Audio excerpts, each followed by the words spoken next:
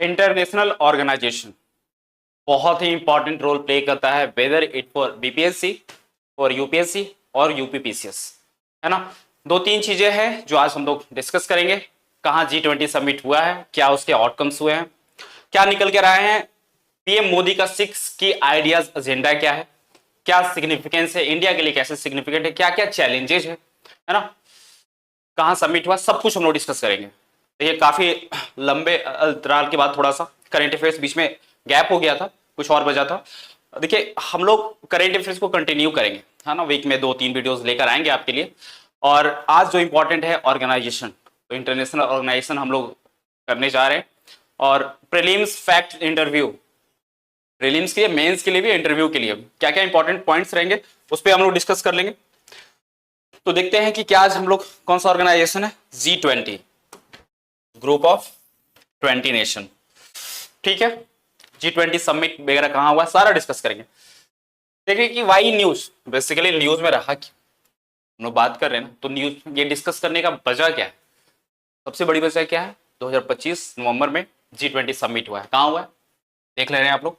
PIB का information देख रहे हैं, गवर्नमेंट का सोर्स है आपको, और पीआईबी का ऑथेंटिक सोर्स, वहां से हम लेके आ रहे हैं आपके लिए कि क्या यहां पर न्यूज में रहा है। Why news, Prime Minister Modi participated in the G20 Leader Summit hosted by the President of South Africa. South Africa का प्रेसिडेंट कौन है, रामाफोसा। रामाफोसा ने होस्ट किया, और कहां, जोहानिसबर्ग में। तो सबसे पहला इंपॉर्टेंट फैक्ट्स क्या हो गया, जोहानिसबर्ग G20 समिट 2025। तो तीन चीजें देखिए याद रखिएगा, कभी भी आप पढ़ रहे हैं तो फैक्ट्स जो भी आप पढ़ रहे हैं, फैक्ट्स क्या हो गया, G20 का गठन कब हुआ, कहां हुआ, है ना, अगला कहां होने वाला है, कौन इंडिया की तरफ से रिप्रेजेंट किया। तो फैक्ट जितने भी हैं वो प्रीलिम्स के लिए, प्रीलिम्स के लिए आपके इंपॉर्टेंट हो जाते हैं। और फॉर एनालिसिस पार्ट है आपका क्या है, मेंस, इसी को एनालाइज कर रहे हो, है ना, सिग्निफिकेंस, चैलेंजेस, जो ओपिनियन है कि होना चाहिए, क्या होना चाहिए, वे फॉरवर्ड क्या होना चाहिए, ये ओपिनियन क्या है, आपके इंटरव्यू के लिए इंपॉर्टेंट है। इस G20 का सिग्निफिकेंस इंडिया में, इंडिया के लिए रह गया है कि नहीं रह गया है, किस तरह से ये समिट है जो वर्ल्ड लेवल को रिप्रेजेंट कर रहा है, तो वो ओपिनियन लेवल हो गया। चलिए आगे डिस्कस करते हैं।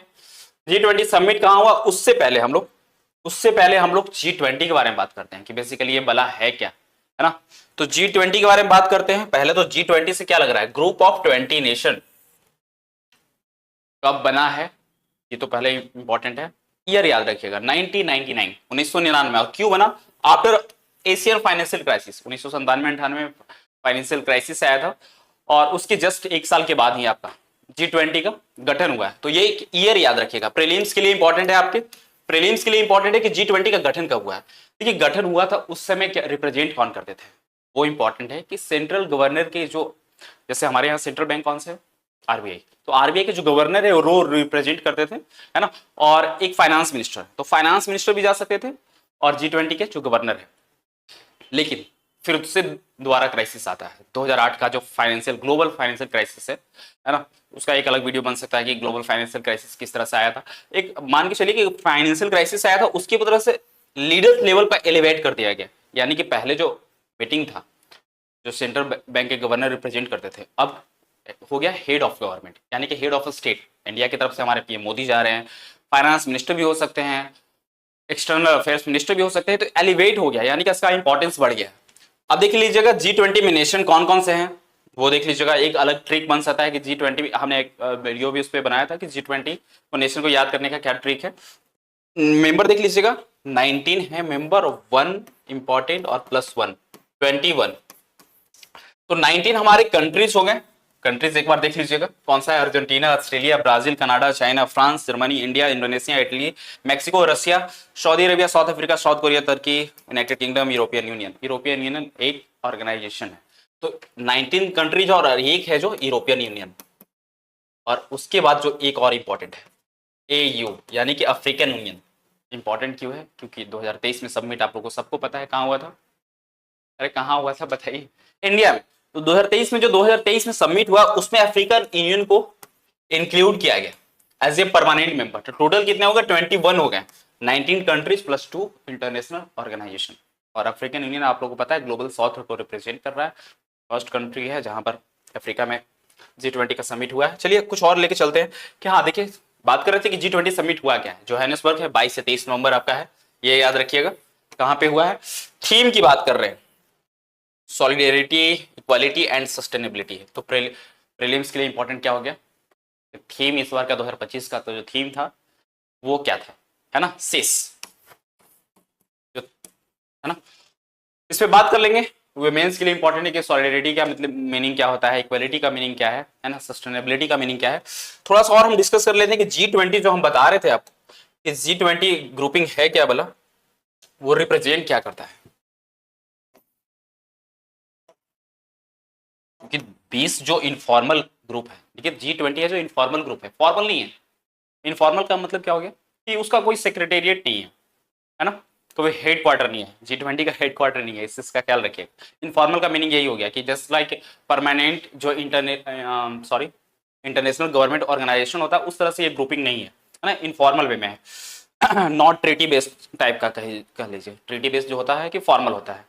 तो ये जो है रिप्रेजेंट क्या कर रहा है ना, क्यों इंपॉर्टेंस है G20, सबसे बड़ा जो इंपॉर्टेंट है।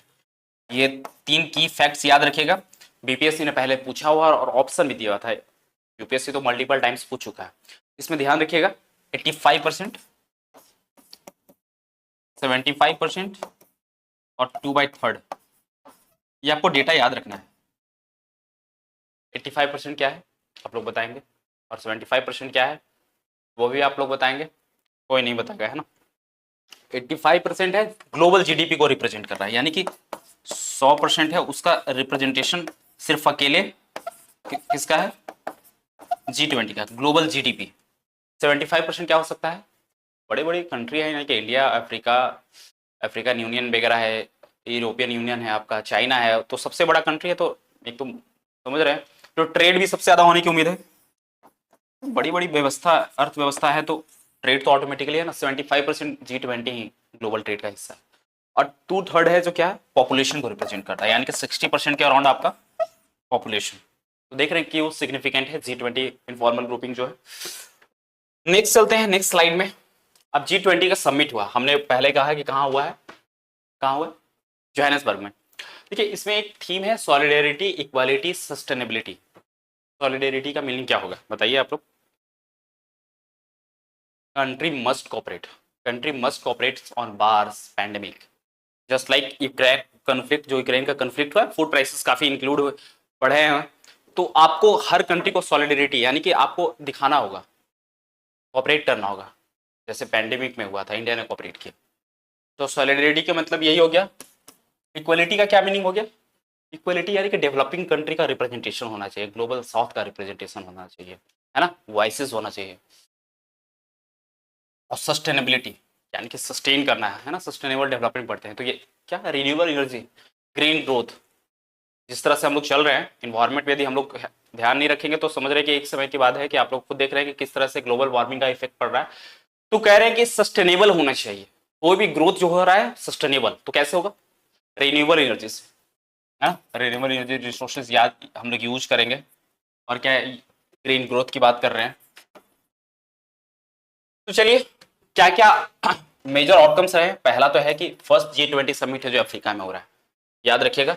African union becomes permanent member. देखिए पहला 2023 में अप्रूवल मिल गया था, लेकिन परमानेंट मेंबर बन गया African union. 122 points leader declaration adopted. ठीक है, मेन चीजें हैं जो आप लोग मेंस में यूज कर सकते हैं, मेंस के लिए इंपॉर्टेंट है वो कीवर्ड्स आप लोग देख लेंगे कि डेप्थ एंड फाइनेंस की बात की गई है, डिजिटल एंड एआई की बात की गई है, क्लाइमेट एंड एनर्जी की बात की गई है, वुमेन एम्पावरमेंट की बात की गई है, ग्लोबल साउथ फोकस की बात की गई है, और भी जो इनिशिएटिव है टूरिज्म फाइनेंस वगैरह की बात की गई है। सारा आपका आउटकम्स एक बार देख लेंगे, मेंस के लिए इंपॉर्टेंट है कि क्या की आउटकम्स रहा 2025 का G20 के समिट में, ठीक है ना, मेंस के लिए इंपॉर्टेंट है। चलिए और भी देख लेते हैं क्या क्या इंपॉर्टेंट जो स्लाइड में है। देखिए ये इंपॉर्टेंट है मेंस के लिए कि मोदी का 6 की आइडियाज, प्राइम मिनिस्टर मोदी जो हमारे हैं, 6 की आइडियाज क्या रहा, उन्होंने क्या रखा बेसिकली, है ना। तो 6 की आइडिया उसको हम लोग देख लेते हैं कि क्या रहा important. For example human centring globalisation, है ना, अच्छे अच्छे कीवर्ड्स वगैरह तो यूज करते हैं। Reforms of global governance, climate justice and life की बात कर रहे हैं, डिजिटल पब्लिक इंफ्रास्ट्रक्चर की बात कर रहे हैं आप, रेजिलियंट सप्लाई चेन की बात कर रहे हैं, वुमेन लेड डेवलपमेंट, पहले वुमेन डेवलपमेंट था, अब क्या करें, वुमेन लेड डेवलपमेंट। एक दो पॉइंट हम डिस्कस कर लेते हैं, आप की पॉइंट्स देख सकते हैं। कि क्या है ना। जैसे ह्यूमन सेंट्रिक ग्लोबलाइजेशन का मतलब क्या हो गया, क्या हो सकता है ह्यूमन सेंट्रिक ग्लोबलाइजेशन, बताइए आप लोग। जैसे एफोर्डेबल वैक्सीन ड्यूरिंग कोविड-19, तो एफोर्डेबल वैक्सीन ड्यूरिंग कोविड-19, ह्यूमन सेंट्रिक ग्लोबलाइजेशन, ग्लोबलाइजेशन का मतलब है कोविड वैक्सीन हमने काफी जगह सेंड किया, नेबर कंट्री हो, कहीं ग्लोबल साउथ की कंट्री हो, है ना, इवन डेवलप्ड कंट्री हो, हमने वैक्सीन सबको दिया। ह्यूमन सेंट्रिक की बात करें, ग्लोबलाइजेशन तो हो रहा है लेकिन ह्यूमन को मद्देनजर रखते हुए, है ना। एक और एग्जांपल है reform of global governance, governance की बात कर रहे हैं। रिफॉर्म्स इंडिया हमेशा रिप्रेजेंट कर रहा है कि यूनाइटेड नेशन सिक्योरिटी काउंसिल का जैसे 5 परमानेंट मेंबर है ना, इंक्रीज होना चाहिए। हम लोग वर्ल्ड के पॉपुलेशन सबसे बड़े डेमोक्रेसी वगैरह है, तो हम हमेशा मांग करते रहते हैं कि आपका यूएनएससी सिक्योरिटी काउंसिल में रिफॉर्म्स होने चाहिए, आईएमएफ में रिफॉर्म होना चाहिए, जो कोटा सिस्टम वगैरह है वर्ल्ड डेवलप्ड कंट्री का ही सारा उसमें है, वर्ल्ड बैंक का हो गया, आईएमएफ का है, तो उनका वर्चस्व है, उसमें भी रिफॉर्म्स की हम बात कर रहे हैं। तो ठीक है, आप लोग देख लीजिएगा क्या 6 की आइडियाज रहे हैं मोदी जी का, और क्या इंपॉर्टेंट है। चलिए G20 का सिग्निफिकेंस मेंस के लिए आपके लिए बहुत इंपॉर्टेंट है कि G20 why it is significant for India. G20 क्यों सिग्निफिकेंट है, सिग्निफिकेंट है, तो ये हम लोग मेंस के पर्सपेक्टिव से चलेंगे कि सिग्निफिकेंस क्या है, चैलेंजेस क्या है।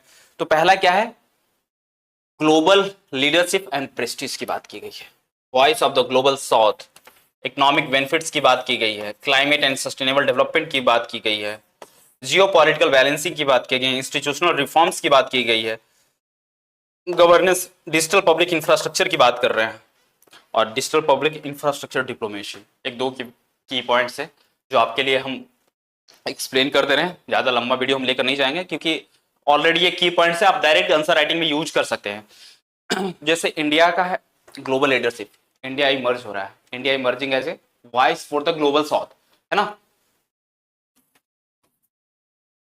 वॉइस ऑफ डेवलपिंग कंट्री की बात कर रहे हैं, क्योंकि जिस तरह से इंडिया का वर्चस्व बढ़ा है ग्लोबल साउथ में, रिप्रेजेंट कर रहा है, तो देख रहे हैं global leadership and Prestige, voice of global south, तो डेवलपिंग कंट्री का एक आवाज बन के भर के इंडिया आ रहा है। और क्या है, और बन के आ रहा है, उसका क्या मीनिंग है।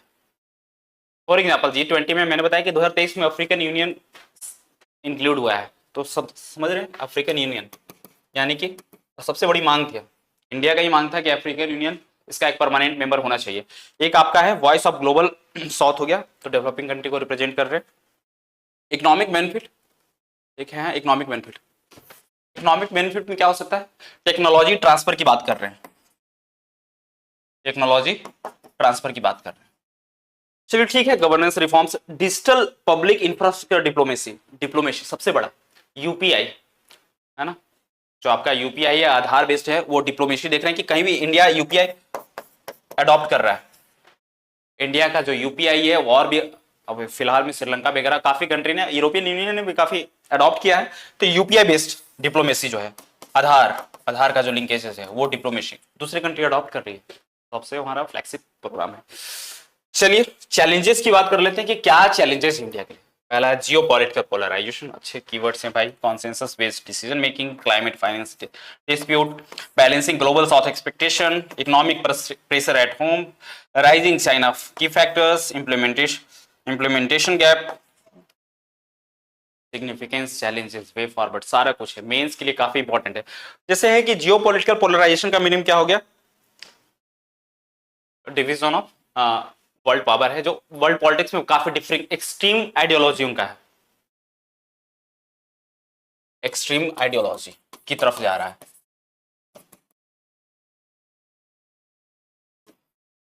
ना। कहते हैं ना कि जियोपॉलिटिकल पोलराइजेशन हो गया, यानी कि डिवीजन ऑफ ग्लोबल पॉलिटिक्स। और सबसे बड़ा एग्जांपल क्या है, रसिया और वेस्टर्न ब्लॉक का जो कॉन्फ्लिक्ट है, खास करके एग्जांपल में आप जा सकते हैं, रसिया एंड वेस्टर्न ब्लॉक का कॉन्फ्लिक्ट है, तो सबसे बड़ा चैलेंज है ना, consensus based decision making, climate finance की डिस्प्यूट देख रहे हैं।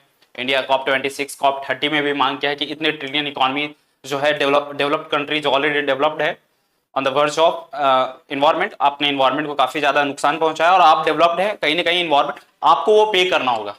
पॉल्यूटर पे प्रिंसिपल की बात की गई थी ना, तो उसमें इंडिया ने कहा है कि इतने ट्रिलियन इकोनॉमी मिलना चाहिए, 3 ट्रिलियन, मुझे एग्जैक्ट नहीं याद है, $3 ट्रिलियन इकोनॉमी है और डेवलप्ड कंट्री है, उतना देने के तैयार नहीं है। तो क्लाइमेट फाइनेंस का भी इशू है, चैलेंजेस तो हैं, डिस्प्यूट्स वहां पर भी है। राइजिंग चाइना फैक्टर, जो चाइना का देख रहे हैं कि किस तरह से वर्चस्व बढ़ रहा है, ऑल्दो G20 का भाग है, लेकिन यूएसए के बाद अभी कहिए तो वर्ल्ड पावर में चाइना का एक रोल है जो काफी इन्फ्लुएंस कर रहा है और खास करके इंडिया के लिए चिंताजनक है, उसका बहुत सारा फैक्टर है।